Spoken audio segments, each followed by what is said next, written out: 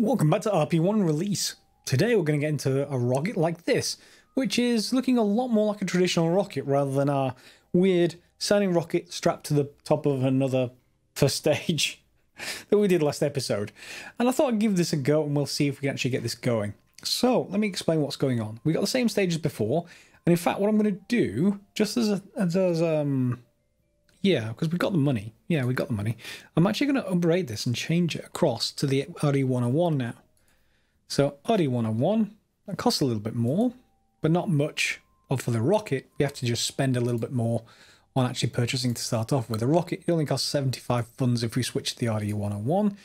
So yeah, in fact, I switched back and switched forward and it actually increased again. Will it happen again? I don't want it to happen again, but no, it just realigned. Okay, that's fine. So 4,053 funds for this rocket. Now this RD101 is slightly different performance to the RD100. So we need to go and see what that is. So over here on the right hand side, we want, is it actually any extra firings? No, it's just one ignition. ISP is better, so that'll be good.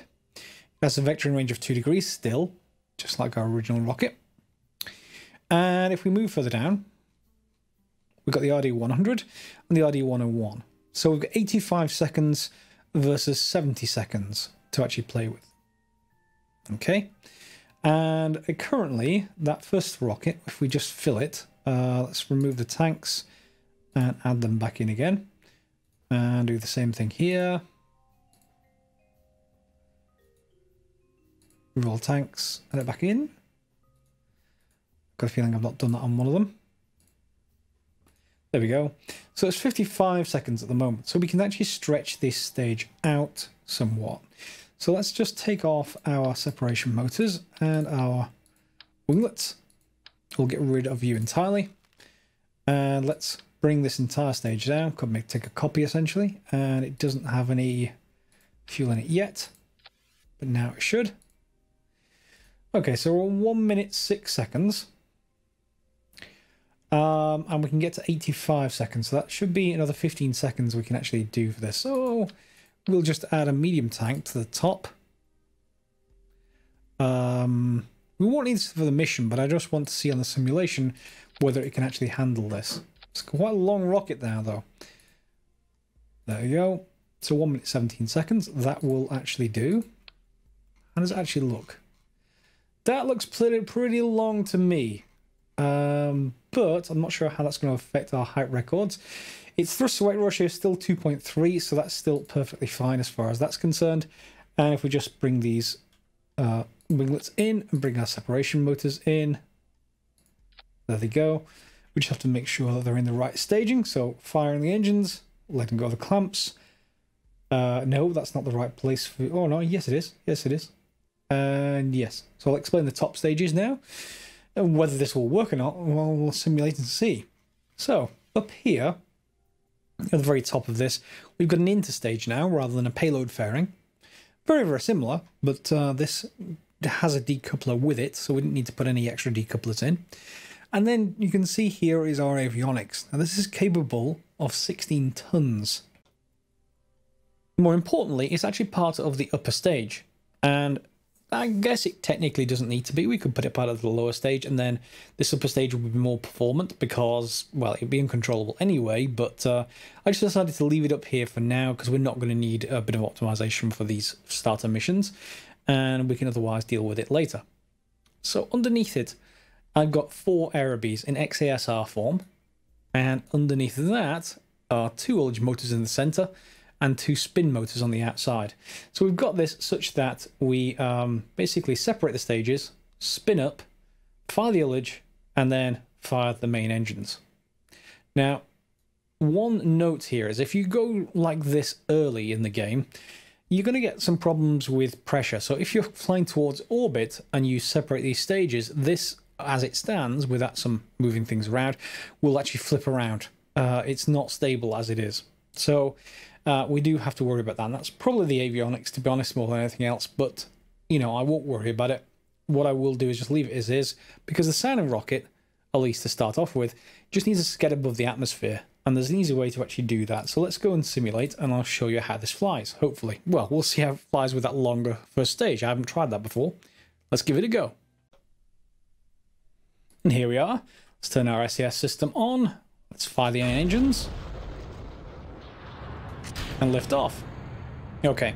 Now this supports 16 tons, but the vessel is now 18 tons because I've increased the length of this first stage. So what we're actually going to just do, it's fine because we're going to be heading straight up anyway, but in a normal environment, what we'll probably do is just take off this tank section or increase the amount of avionics and move them around a little bit. Not terribly important once you've got this going, other than now we can probably just tilt over a little bit just to get us off this center, and it's not very stable. Well, in fact, it is self-centering, but I don't want it to be quite this central. Just a little bit over there, please. Come on, bit more. Bit more. That'll do. Okay, now, the important thing about this is that we're going to get a lot of pressure on this nose cone as we're actually going up, because we're going up quite fast, and if we try to stage separate when this thing is in the atmosphere, in any significant pressure, it's going to flip around. Not going to be a problem if we wait a little bit. So when we actually get to the first stage burnout, which is coming out very, very soon, we're going to not decouple and just wait. Wait for it to get into sort of this region up here on our atmospheric gauge. And once it gets there, we'll be able to detach, spin, ullage, and fire all very quickly. So there it goes. It's gone up to 61, 62 already. Without any other effort whatsoever, this thing will go to 324. So if we wanted to save, we could just move this nose cone down here and not even have this upper stage. So that's like a separate variant that if you like, you can just take it all off and it will work just fine. However, given that it is up here, let's give it a go. Separate, spin, ullage, fire, and off it goes. So this is now spinning at quite high speed with our 4 XASR motors, and off it goes. So who knows where? It's going to head up and up.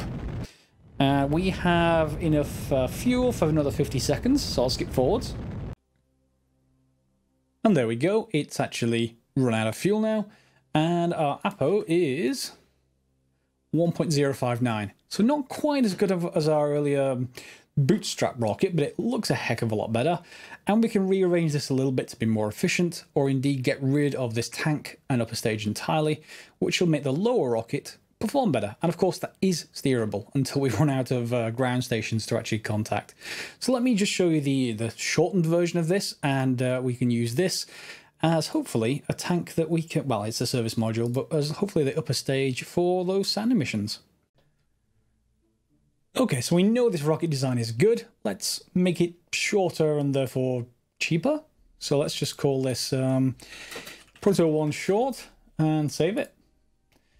And then what we want is this, definitely. And we want, well, the rest of the rocket, definitely. But we're not going to need the interstage, nor the engines, nor the ullage. Okay, so we can put this back, and then we can take off that tank, and then we've got something shorter, but just as capable, well, just as capable of this mission anyway.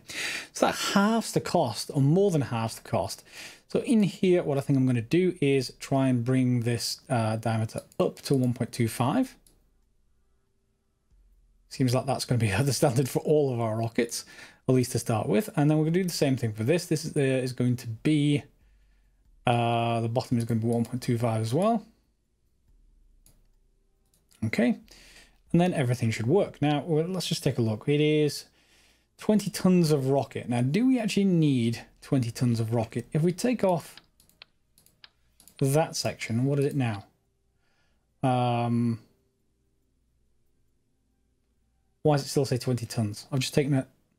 That can't be right. Where's my vessel info? Okay, vessel mass is 15 tons. Oh, that's the part limit size. Yeah, never mind. Yeah, so 15.26 is fine. And here, if we just decrease the size of this, that will actually take it up a little bit. So let's just bring down the tonnage. 15.3 will be fine. Yeah, it still actually increases costs if we don't watch out. So that's fine for a Proto 1 short. How far that will go, who knows? It's got 4,000 meters per second, so we should try it and see how well it does. And then that will be a useful sort of, well, increased sounding rocket. Of course, this is mainly for larger sizes. So this first mission that we're going to get will actually just say, hey, we could probably get away with it on our smaller rockets, on our little Aerobee to get started. But we're going to want to, or we're going to be asked to carry more and more payload. Now, if we look at the UI here, this size rocket lets us fit up to 700 liters. Yeah, 700 in that nose cone. And what that'll do to our performance, on the other hand, that'll take it down, its delta V down by about 220. So that's quite significant, but we don't need that much for this one. So we can just show the UI, change this to 20 and update, and fly this one, or indeed fly the earlier one. There's not much difference in cost, I don't think, if I remember rightly. So yeah, in fact, let me just check. Yeah, on our craft here, you can see our Osprey 1 Alt, which is the one we actually had, costs 3,800. This Proto 1 Short costs 2,000. And let's reload it again. And this will only take, well, it'll take 138 days to actually build. That's the downside. So we're only going to get one chance at it because those missions have a duration of 90 days. So you have to start them after this is partway through constructing. So we're going to add it anyway, and we'll see how well it does. There is no complexity to this rocket. In fact, we don't even need those, do we? We can save a little bit. Oops. We can save these. They're no cost, apparently. Right. That would be nice, but yeah, apparently they're no cost. Okay, so let's leave. And I'm actually going to put one of those on build, and we'll fly it live rather than another simulation. It should be working just fine. So our early solid rocket engine tech is about to unlock. 25 seconds, let's just skip forwards, and that should unlock. There we go. And now we've got 62 days left on the Proto 1 Short, so we can go into mission control. And then we can go for the sounding rocket difficult, and this is, above 200,000 is the one that is offered now. I don't know if that rocket can do it. Okay, interesting. Well, we're about to find out. 200,000, can we do it? Let's see. Okay, simple rocket. Start the engine. Let go. And that's pretty much it. So now we've got to see how long this actually lasts for. Now, because I did take that extra tank stage off, this probably is going to be, yeah, its thrust to weight ratio is really quite high. So it depends just how fast it burns through its fuel as to how far we're going to get with this thing. We will see. Of course, there's no top section on it anymore, so it will go further than it did before. And this is going to be quite light, this service module. So let's skip forwards and let's see how far it gets once it's out of the atmosphere. And I didn't need to be worried at all. It's passing 70 kilometers as it burns out. And yeah, that takes us to 600 as a single stage rocket, which is quite, you know, more than fine for our particular needs. Because we need, or where's my mission? Scroll down, sounding rocket. Have a sounding payload of at least 20 units on the craft, and altitude above 200,000. So if we just time warp forwards, our altitude's up here. It's hard to see because it's quite small, but we're about to hit 200. There we go. So that's that mission done. And yeah, we should get, there's the mission, etc., etc. And lots of debris. Let's just get rid of all these messages. There we go. And of course, because we're responsible, we're going to find the range of safety in here. Yeah, there we go. We don't have any other science or anything, so range safety it is. Space Center. Now, I don't know what the exact rules for you getting upgrade points is. If anyone knows, please put it in the comments below, for everyone else as well as me. Particularly that I didn't do any science on that run, but we got 2 upgrade points, which helps me build stuff faster and faster, or indeed research stuff faster and faster, either way. I'm continuing to just put that straight into the VAB. I want these rockets to be built quite quickly. Someone did say, by the way, yes, you can look into things being built 2 at the same time and stuff like that. I'm not going to worry about that just yet. In fact, it would be interesting to know, how do I actually make it take rate 2? Do I have to pass a certain amount of rate 1? I may need to look into that as well. But that may be something to actually buy. Anyway, nothing in settings I actually want to get to. So we probably want to get to now something like, let's see what the missions we get given is. 42 units to 200k. So yeah, we could take that one as well. That's yet more money. Although we're actually a little bit worse off on money because, well, we had to run several simulations and we had to pay rollout costs. There was a launch cost as well as an actual build cost. So yeah, this isn't quite as easy as you might think. However, even though we're losing a little bit here, we are actually gaining on the upgrade points, which makes us able to build faster to get more progress for future rockets. However, yeah, there's some other things we actually need to look at. So suborbital trajectory and return. This is going to be interesting because we don't have any heat shields yet. And without heat shields, things get a little bit hot on the way back down. However, it will be worth it for the money that we actually get from this. So the other way I can think of that we do it is we sort of rig things a little bit so that we only just jump above the atmosphere and we're not really going that fast, and hopefully build something that's aerodynamically stable coming back down through the atmosphere, and maybe we'll get the actual this whole mission thing. Now, it doesn't have an expiry, so I think we're going to take it just for the advance alone. Okay, and do any of these have, oh no, that has duration of 2 years. I mean, 2 years should be enough, but I'm not going to just chance things. Any of these got me no duration? No, they're all got durations. Fine. So the next thing we need to work on is suborbital return. And for that, what we're going to try is a payload fairing, and we're going to just sort of put everything above that. So what I want to do, just first of all, is probably attach that below here. There we go. Attach everything below that. The main problem with this whole thing is going to be getting this to be slow enough, because these engines, they're not throttleable. We can't change this thrust limiter. It will not change the thrust to weight ratio at all.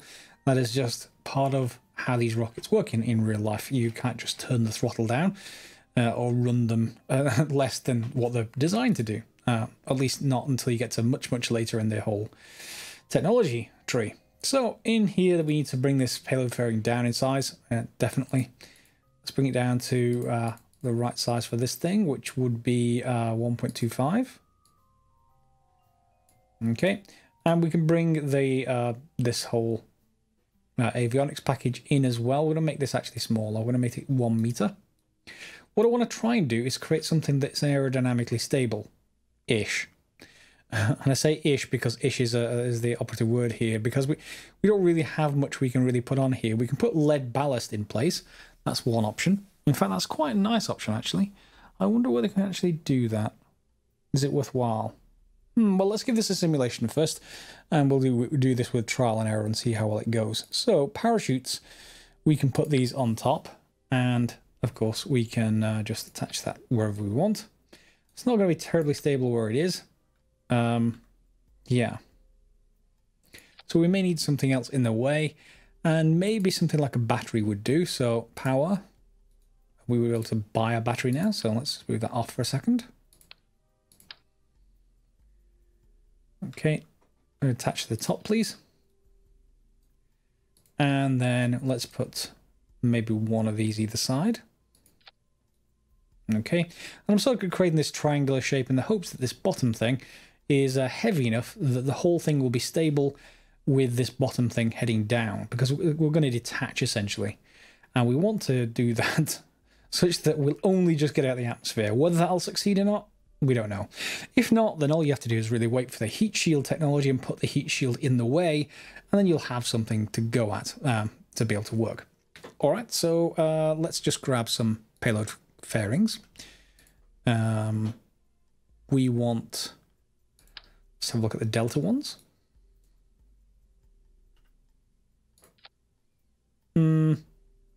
They've got the previous settings, have they? No. Why are you... is probably the setting of this somehow. Payload fairing, size, interstage nodes, auto shape. We can bring that down in size. That's much better. Yeah, and that fits. Okay, so we'll have that on top. And then, who knows? What we're probably going to do is send this up until it actually deactivates.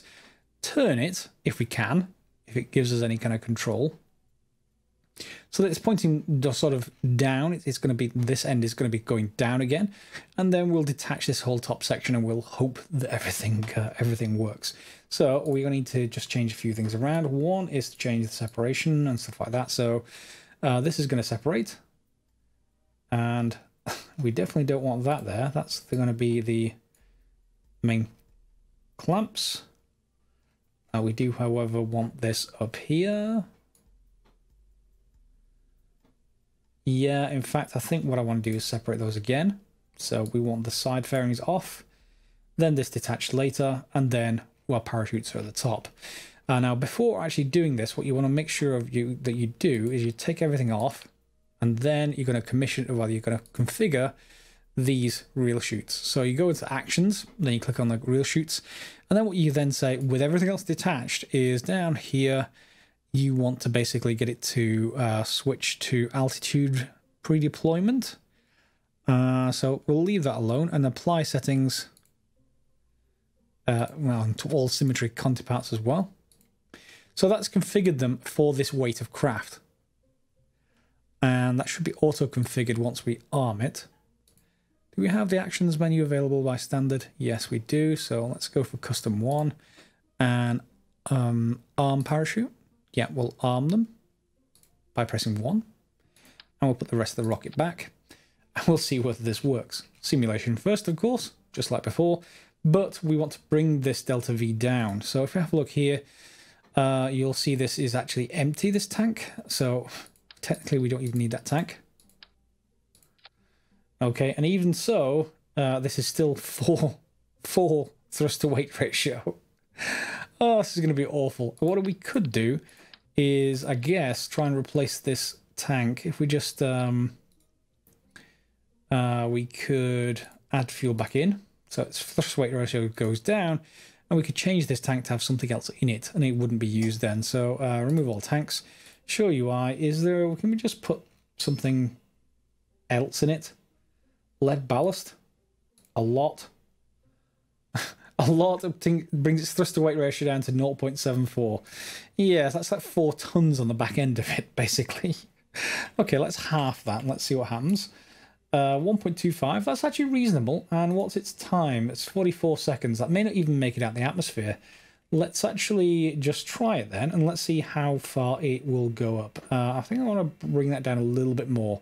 Let's just show UI and go for 1500, something like that. Yeah, 1500. So that's 44 seconds still. That's 1.5. That seems reasonable to try. So let's just simulate and see how will it. Oh, vessel too heavy. 28 tons and our limit is 20. It's because it's got a giant lump of lead in the back. Yeah, so let's remove all the tanks. What's this total now? It's 11 tons. So I can only afford 9 tons of lead in the thing. Okay, fine. I will tailor this until it actually gets to the right amount. Let's just go for 1,000. And what does it say now? 22 tons. All right, let's just down that a little bit more. So maybe 700. Where's our vessel? 19 tons. That should be fine. Stop complaining. There we go. Right. Simulate. Simulate. Go. Now, if this goes too high, I can't weigh it back anymore. So I'm going to have other issues. Yeah. If it goes too low, that's actually fine, because we can just up this a little bit until it actually does get out in the atmosphere. So off we go. Fire it off and detach. And we're locking controls, yes, because the vessel is 18 tons, but it doesn't matter because we just want to go straight up anyway. We're just going to take a short hop. The trajectory will naturally head over towards the east. It's not something that, see, there you go. It's already heading that way. And we've only got 30 seconds of fuel remaining, so we're unlocking our controls now, so we can tip ourselves over. And that's the other way you can try and make the hop shorter by tipping over, Yeah, I'm not so much a fan of that, of this very, very early stage. We just want to get out of the atmosphere a little bit. And we're running out of ethanol really quite quickly. So this is going to be a matter of trial and error, perhaps. But our APO is going to be short. Yeah, I think we're good. I think we're good, because if it's short, yeah, 37, that doesn't matter, because we can just reduce the amount of lead in the back, and that will work fine, or at least redistribute the fuel around, you know, that kind of thing. So we'll just test the actual rest of the staging. So does this rest of the staging work? So there goes the fairing off the top, okay, and then we'll detach and arm the parachute. So if we detach, vapor and feed lines, yes, and then we can arm the parachute. So that will continue to keep going, and let's just see what happens. This should detach a little bit, I think. Let's wait until we get up to the top. It's just coming up to peak now. That goes part of the fairing. We may need to adjust that so that they detach with more strength. And here you can see it's detached. And what we really want to do, we don't want any SAS at all. We want to see whether this remains stable. And it looks like it is. Because what's going to happen is when we go out of the atmosphere, this is going to come out at all kinds of different angles. And if it stabilizes back towards this orientation and is slow enough, this avionics unit should survive. If it's too fast, yeah, it won't survive. You need a heat shield below it. And once you get to a heat shield below it, everything will be fine. Yeah, I've done that before in other playthroughs. It's just this early, we don't have that technology yet. All right, so it is stabilizing around that. And if we speed this up a little bit, you'll see it's rocking around a little bit, but it's not actually getting worse. Okay, and once we get down to 5 kilometers, let's just actually test this. It is armed. So 10, 9, 8, 7. Once it gets to 5, it should pre-deploy, and then it should return. Wow, it's actually pretty close. Going to be pretty close to the space center. Could attach little fans onto it, just have it deliver it right back. So full deployment. All right, you'll see its speed coming down, and we want that speed to be something relatively slow. That's absolutely fine. Yeah, 4 meters per second is fine. Let's terminate this, and I'm going to play around with these fuel values and lead values until we can get something reasonable. Here we are. We're down to 350 units of lead ballast, and you'll see our APO is above 140, which is technically space. So if it's not the Kármán line, let's see if space actually counts, i.e. the full 140 kilometers. So let's just speed up a little bit more until we get to space. Let's see if we get suborbital over here on the right hand side. 138, 139, suborbital. Okay, so this rocket will actually take us suborbital, at which point we can then detach our fairings. We can't really control this at all because we're out of the atmosphere already, and we can detach. At this point, we arm the parachute, and there's nothing much else we can do. So we just have to basically increase our speed, and yeah, we're in the atmosphere now, so we can increase our physical time warp. And things will start to separate as we start to hit the atmosphere, but that's important. In fact, we're already separated. We're just very close. This will start to drop away in a second. You'll see as we actually catch up to that. And here I would have hoped that, you know, this would have shielded us from the air, but no, our speed isn't continuing to increase, but we'll see about the air as we actually go further down. Will this actually survive the rigors of re-entry, going straight up and straight down? 60 kilometers, so here it should start to hit us. See here, our speed will stop increasing and start decreasing. There we go. And at this point, well, I have no more control whatsoever, but we should see. We're at 20 kilometers, and our speed is coming right down. No heat shield, no redness, no heat gauge going up.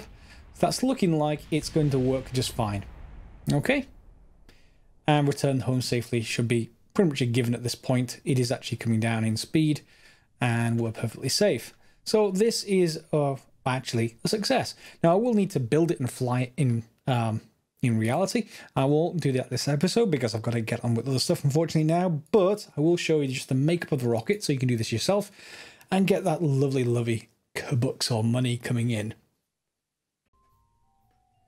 So the final settings here for this FLT800 fuel tank, if we look at the UI, is we've got 350 lead ballast, and the rest of the tank is actually full with fuel. So it's not just the lead ballast, it's just included in this bottom tank just to keep the weight at the bottom.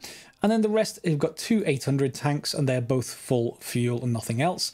And then at the very, very top, we've got our payload, which is just that battery, default size, and a couple of parachutes, and the avionics. And the avionics is, of course, at 1 meter by 200 mil.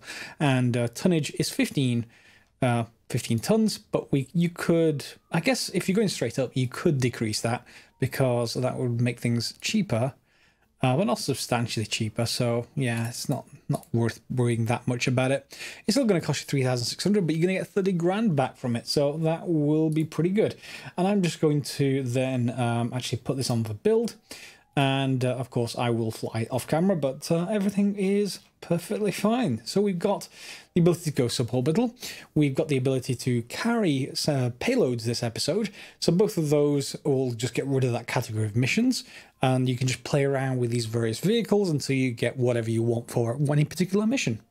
Hope you've enjoyed that. If you have, give it a thumbs up, click on the belly button notifications for more episodes, subscribe, share like you normally would, more importantly, leave comments for the people, leave improvements on the design. Who knows? You may get a lot better than I have. Probably will. Alright, as always guys, thanks a lot for watching, and we'll see you next time for some more RP1 release.